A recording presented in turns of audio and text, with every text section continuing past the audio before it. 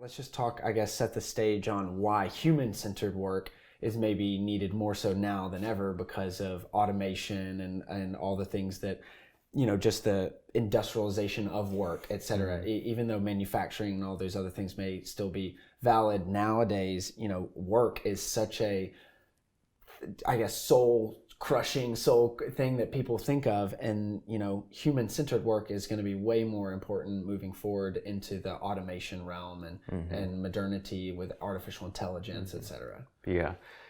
So this manifesto really came about because I noticed that there's this atmosphere right now, and I guess for some time, that you have to do whatever it takes to survive.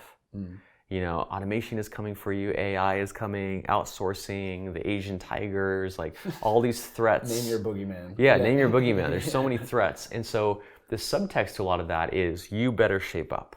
You better work harder, you better sacrifice, you better really just scrabble in the dirt to make a living. And it's hard because I don't want to deny the reality of those difficulties. It is really difficult, We were talking before we started filming about the difficulty of getting our first jobs, like how bad the market is, how few opportunities there are. But at the same time, I think the way that we're going to overcome those challenges is not by like forgetting our humanity and just putting our nose to the grindstone. It's going to be inventing a new kind of work that is human-centered, where human growth and human satisfaction and human fulfillment is at the very center.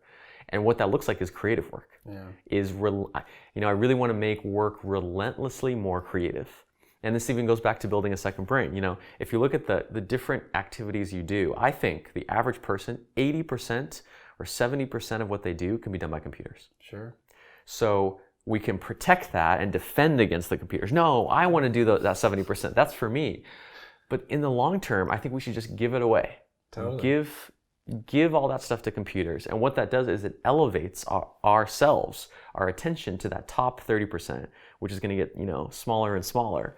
And that is both more creative and more human-centered. It's more fulfilling. It just inherently is. Have you read Team Human by Douglas Rushkoff? No. Oh, it's great. So I'll have to recommend this to you.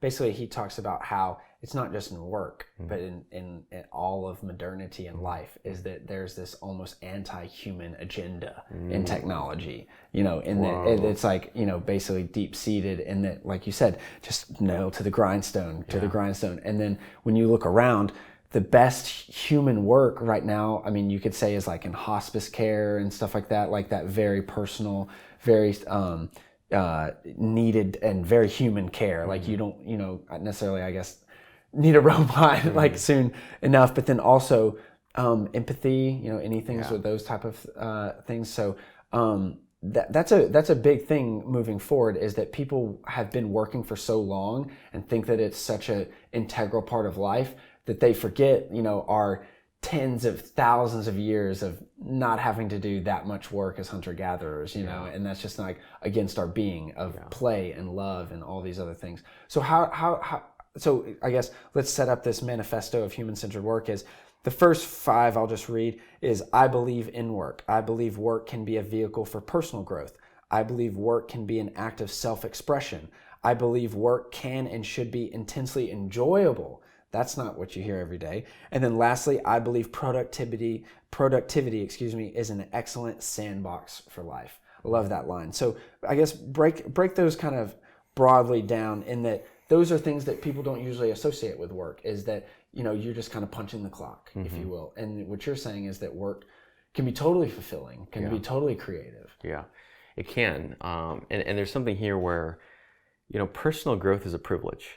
Yes. It's totally a privilege to have the time, the space, to have permission from your family, from your culture, from yourself, to do something. That's an important point. That's a very important point. It really, it's a privilege in terms of money too. Yep. In San Francisco, I was a bit of a personal growth junkie, but like, you do these weekend courses, these like self-empowerment and different things. They work for sure, but they're really expensive and take a lot of time. Even if you do like a free, Vipassana meditation retreat, who has 10 days, 10 days to just be off the grid, So it's a tremendous privilege. So that makes me think, and this goes back like when I was in nonprofits, seeing the poorest of the poor in some of these countries, where they don't have the resources to acquire the resources. Right. It's like they're just at the bottom of the bottom. And so I always thought, well, how, personal growth to me really is the most powerful, effective thing you can do in life. It affects everything, your relationships, your health, your satisfaction, your productivity. So how do we make that more accessible? And the way we make it more accessible is by fusing personal growth and work. Right. Not making personal growth like a retreat, a course, a seminar, but into your very daily work, because you have to do that anyway, and that's what pays the bills. Yeah. Right? It's not a part, it's together. And you see this, a lot of the time in Silicon Valley, companies have coaches for you, they will pay for you to do courses. It's becoming part of business culture. But so here's the thing though, it's not just you decide work is enjoyable and you're going to have personal growth and then it just happens. To acquire that privilege, you have to have excellence.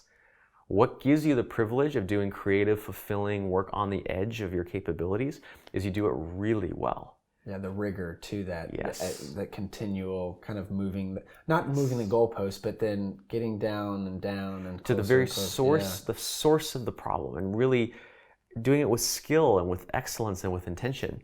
And that's what has led me to productivity. A lot of people say you shouldn't use the word productivity. It doesn't describe what you do. You should use a different word. I don't know of a better word, because it comes down to that moment to moment, every minute. What are you doing? How well are you doing it? Yeah. Is that moment making the next moment better? Or are you progressing? Or are you just doing stuff? Right. I really feel like productivity is like very close to the ground. It's very close. It's like the metal. You're right on the metal. Like right on the foundation. So then, well, in terms of productivity, I guess you could say that has changed over time too. So like back in the day, it was X or whatever, and then now it's really, again, going back to the attention. So how can we kind of parse that out? Because if you're working and doing all these things and it's taking up a lot of your attention, how much of that personal growth can really get in there?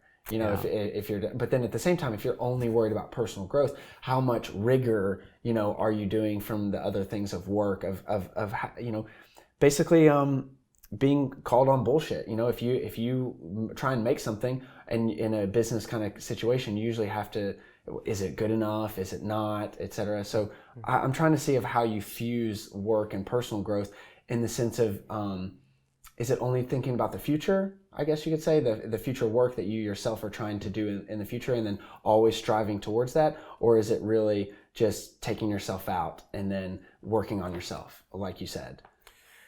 Yeah, it's tough because you start to get into, it's different for different people. No, totally. And I don't want to, parsimonious out too. Yeah. I think it depends. Sometimes you do need to step away. Yeah. One thing I'm really interested in these days is trauma. Okay. Because I've noticed, I read a book recently called The Body Keeps the Score. Did a course that's based on that book, a week-long course, speaking of things that are off the grid. That was all about healing trauma. And the reason that's related is all the challenges that people come to me with their productivity, I can't pay attention, I can't focus, I procrastinate, all these things, appeared in this book. They're symptoms of trauma. Mm-hmm. And actually, if you look at, we were talking about dissociation and focus, ADHD, it's pretty clear, has clear connections to childhood trauma. As a child, you can't often escape the situation where you're being traumatized because it's your caregiver, it's your school. So what do? You just leave mentally. And that becomes a mental habit. Every time you're uncomfortable, there you go. Later. But what an amazing thing that I learned in this book that I really didn't expect, I've always had the opposite. I can focus instantly and just go down the wormhole. But I learned in the book that is equally a symptom of trauma. That's just a different way of dissociating. Right. You just lose yourself in the thing. Right. And it's funny because society rewards this one, right? Because you can produce things, you can get things done. But a lot of my customers, they're like elite knowledge workers. And this is another thing you see is they get to a point in their life of success and achievement where they have everything that they thought they wanted. Right. But then they actually confront that inner inability to just be with their memories, with their past, with their relationships, and it manifests as all sorts of coping mechanisms and really difficult things. So I'm not sure how we got off on that track, but no, it's totally fun. Well, when we're talking about like other people, in wanting to change, I guess you could say, and they want to go to change their personal journey, but then also change their work situation. Maybe they want to get to that creative process. And one of your points is, I believe the main obstacle to adopting new productivity methods is people's limiting beliefs. And I think one of the things that has affected me so much is that unless you're doing it 100%, and unless you're doing it all the way, then it really doesn't matter. But in reality, nowadays, I'm on the opposite side of like the atomic habits side that we've kind of read and talked about, is that it's only 1%. Like again, change 1%, and then that will change your outlook on what the future is. Yes, you can try and change 30% if you try it. But if you change 1% over time, over a long period of time, that can drastically change things that I've seen, at least personally. And that can be one of the things that it limits beliefs, that you can't do it. And so I guess how do you get people's mindsets in that, even if they are, I guess, failure, that's what I'm trying to talk about, the trauma of, I guess, failing, failing over and over, failing. It's like, to be that, you almost have to be an entrepreneur in modernity of yourself, but that takes a lot of time, especially mental resources. So how do you not limit people's beliefs, but then still give them kind of a pathway to try and be more productive, be more on a personal journey? Yeah, it's real work. Personal growth is not, it's real work, really facing some hard things. Right. And I think what I would say about that is the thing about personal growth is you learn whatever you need, and it's different things for different people. For you, the 1% better every day was like probably a huge light bulb, right? But for another person who say that's more natural for them, the all-out bet the farm mentality can be just as transformational. And right? I think I've maybe gone through phases of each of those. You do. Yes. Everything is cycles. You go to one extreme, and then you come back to the other extreme. You try out one belief, and then you do another belief. But I really believe that your body, your mind, it knows what it needs. Like meditation is a great example. Like who would have thought, this is why my first meditation retreat was so shocking to me. I was like, I'm sitting on a cushion for 10 hours a day for 10 days, and I'm supposed to learn something, but where is it coming from? No one is teaching me. I'm not reading anything. And then sitting there and watching learning happen. Like things coming up, new possibilities, new insights, new ideas, and realizing that actually I don't know what you call it, my body, my spirit is this reservoir of timeless wisdom that I don't have to go. I was such a hunter-gatherer of knowledge, just like read late into the night and just like hunting. And to just realize that at a certain level I have everything I need. I just need to stop getting in the way and just let it arise. Yeah. And then it's like noticing those things, and then how to maybe get yourself into more of those situations that then it arises more. I think a lot of it does come down to courage. Okay. There's these key moments where you have to decide to turn towards the discomfort rather than away. Very good point. And that looks for some people, that discomfort is stepping outside of their house. For other people, it's speaking in front of 1,000 people. Right. It's really different. I have a friend who's really afraid of submarines. She has a phobia of submarines, facing even things shaped like submarines. That's her, everyone has this comfort zone and there's an edge. Yep. And you know where that edge, because it shows up everywhere. That's the thing. You think you can just go, oh, that's my growth edge. I'm just not going to go over there. But then the edge grows. Right. If you're, let's say, have trouble with people, and you decide, I'm going to work only on my computer, I'm going to work remotely, and I've solved that. You haven't solved that. Soon the postman is confronting you.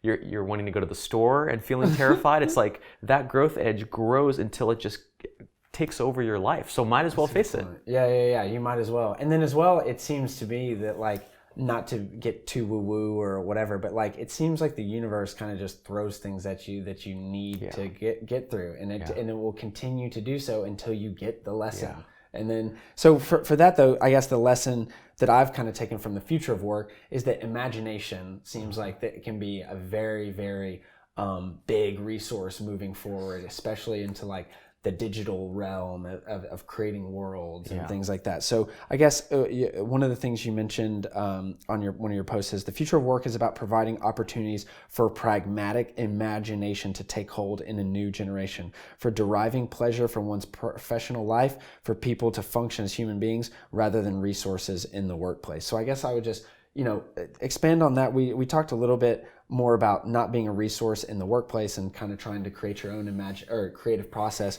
But then how can imagination really be kind of a beacon for the next generation? Because like you said, you're 34, I'm 31. So for younger people coming up, like how can we make sure that their imagination comfort edge is as far and, as possible rather than close, and then they're, they don't want to do things that maybe should be doing because it's convenient, etc. Yeah, it's something I think about a lot, really a lot. I think imagination is important because we can do anything now. Yeah. You and I could sit in these chairs and in 30 minutes start a company or launch a conference or like whatever it is. It's just everything is ephemeral, intangible, intellectual property transmitted through the internet, right?